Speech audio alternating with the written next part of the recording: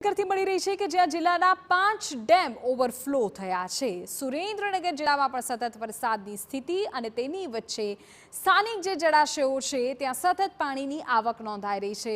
સુરેન્દ્રનગર જિલ્લાના જે મુખ્ય 5 ડેમ છે એ 5 ડેમ અત્યારે ઓવરફ્લો થયા હોવાની માહિતી મળી રહી છે, જેમ કે નાયકા, ધોળીધજા, ત્રિવેણી અને ઠાંકા।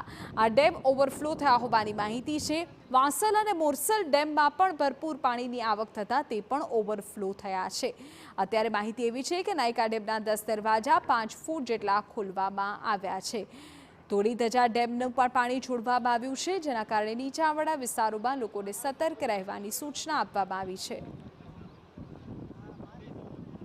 જે નીચાણવાળા વિસ્તારો છે એમાં નહીં જવા અને આપણું જે સુરેન્દ્રનગર શહેર, વઢવાણનું ખમીસણા, રતનપર, જોરાવરનગર, મેમકા, નાના કેરાળા, સાંકડી, ભડિયાદ ગામો અને લીમડીના નટવરગઢ, દોલતપર, શિયાણી, રામરાજપર, પરનાલા અને જાંબુ ગામો અને આપણો જે સુરેન્દ્રનગર શહેરનો વિસ્તાર જેમાં વઢવાણનો પણ સમાવેશ થાય છે એ ખાસ કરીને જે આપણો ભોગાવો છે એના બંને કાંઠે આવેલા ગામોને એના લોકોને ખાસ કરીને નીચાણવાળા લોકો જે છે એમને સ્થળાંતર કરવા માટે થઈને અમારી ટીમો કામ કરી રહી છે।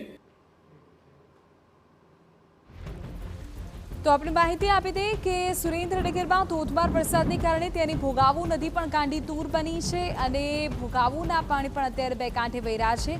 ચુડાનું વિજયનગર સોસાયટી કે જેમાં નદીના પાણી ભરાતા રેસ્ક્યુની પરિસ્થિતિ પણ સર્જાઈ હતી। 100થી વધુ લોકોનું રેસ્ક્યુ કરવામાં આવ્યું હતું।